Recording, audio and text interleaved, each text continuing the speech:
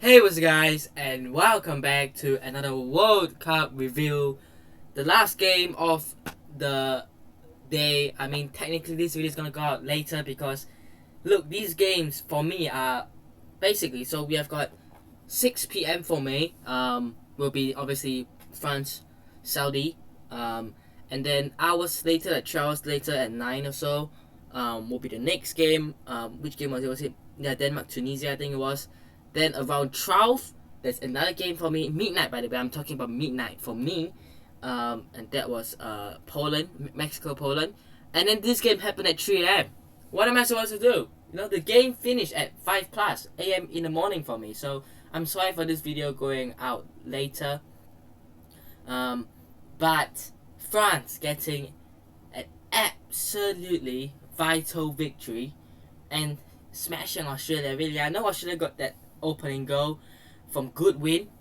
Not quite a good win, more like a bad lose. But look, right? Australia got that goal. We all thought, is there going to be a chance of a shocker, another shocker? No, France responded really, really well. And that is why France could easily win it. A lot of people are saying France won't win it, Brazil are going to win it.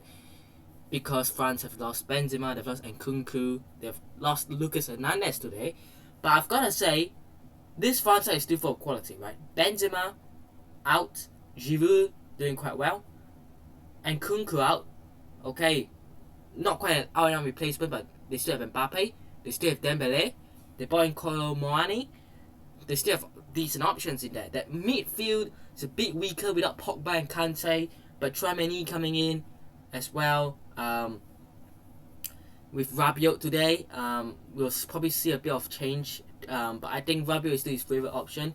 But Camavinga's on the bench, Fofana's on the bench, Vertu is on the bench, so they have depth in the midfield. At the back, Lucas Hernandez will miss basically the whole season now. I think he got an ACL. Wish him all the best and speedy recovery. That was a nasty injury there. But he's gone. His brother Theo Hernandez came on. Did solid, really, really good actually. He'll probably be the main left back now. The back, Upamecano and Konate were alright, and then Pavard as well, with Hugo Lloris the captain. So that side is really strong. I still think they are one of the favourites, even though I think I don't know where I predicted them. Go and watch my prediction video. But I do think they have a chance in winning it. I'm just not too sure because look, at the end of the day, Australia are the strongest team ever. Once we get to the knockout stages when France play the top teams, then we'll see who will be better, right? Against Australia, the Australia really offer and show a big threat, except for that 9-minute goal. You could argue, right? I mean, they had a good chance with the header. I think it was Irvin, but apart from that, I don't think they really created many other chances really. Let's talk about the goals. Good win, making it 1-0 to the Aussies. I mean, that's poor defending. I think it was Pavard maybe. But just a good ball from Matthew Leckie, I think it is. And at the far post is good win. Rabiot responded in the 27th minute. Good header. I think it was Theo Hernandez with the cross. Came on in the 13th minute and then gave an assist 14 minutes later. Incredible from Theo. Giroud then 5 minutes later made it 2-1. I think this time was Rabiot with the assist for Giroud. And then that was the first half, and then a lot of the second half it was just like France 2, Australia 1. Not much going on until Mbappe made it 3-1, and I would say that was the goal that defined the game. I think it was the wrap. I think it was Dembele with the cross as well. I mean, France have a tactic. They have what they're going to do. They know what they're going to do. Put in crosses. You've got Giroud, you've got Mbappe who's got a header. You've got good crosses like Dembele, Mbappe who can cross, Griezmann, Theo Hernandez, even Pavard. So they have got good crosses in that team. And they've got a guy like Giroud up front setting crosses. Because Giroud isn't the quickest. He's not going to be your Mbappe just running from halfway line to the goal. He's not going to do that. But what he can do is give that sort of height in the middle, give the height and the physicality, and you have to make use of that. If you're playing Giroud up front, you have to be putting crosses in for your main man, your main number 9. And I think if France continue like this, I think it's going to be very tough for defenders, especially centre halves, to stop a cross coming in and to beat Giroud because he's so big. You know what I'm saying? So, yeah, I think that is their tactic. That's what they're going to try to do. And you know what? If this works, it works. You know, I really, really think they have a chance if they play the way they did, right? And the last goal again, Giroud. This time I think it was Mbappe with the cross in for Giroud again. Giroud just getting lots of crosses really. I mean, they even have Rabiot in there. Rabiot is quite tall as well. So look, it's not just Giroud scoring all the headers. Rabiot got a header, and Mbappe got one. So look, it is a fantastic game. I think France are proving people that even though we don't have Benzema, we don't have Nkunku, we don't have Lucas Hernandez, we did not have Kante and Pogba even available before the World Cup, right? So it wasn't even just a World Cup injury. They didn't even have Pogba and Kante. And how huge is it, right? Pogba and Kante were vital. They were huge for France in 2018. To lose both of those experienced midfielders and having to bring Tchouaméni in. And look, Tchouaméni is a very good player. Really like him, obviously a Real Madrid player. But he's not fully experienced in these kind of big World Cup games. He's not experienced.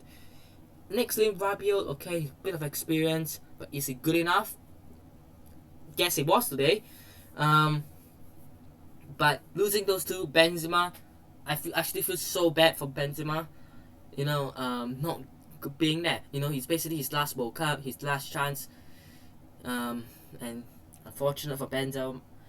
And then Nkunku as well. I mean, look, Nkunku could still go for the next World Cup. I bet he will. I mean, how old is Nkunku? Like, I don't know, 23? I don't know. But he's definitely not in that time where it's probably his last World Cup. No. He will have another chance. But for Benzema, it's probably his last. Lucas Hernandez with the injury again, I think he will still have a chance in the next World Cup. But we'll see. But overall, France get a very, very good result for them, which puts them top of Group D. Tunisia and Denmark drawing is a good result for France as well because, you know, Denmark I think would have been the only side in that group. I mean, maybe not, but we look at how Australia played today. I don't think they will put up much of a challenge. And then Tunisia, do they have the players? Not too sure. So realistically, you're looking at only Denmark in that group that will challenge France for the top. And Denmark just haven't. If France play this against Denmark in match day 2, I think you could say that Denmark might not make it out of this group, which is crazy. Crazy that Denmark won't be making it out of this group. But we'll see.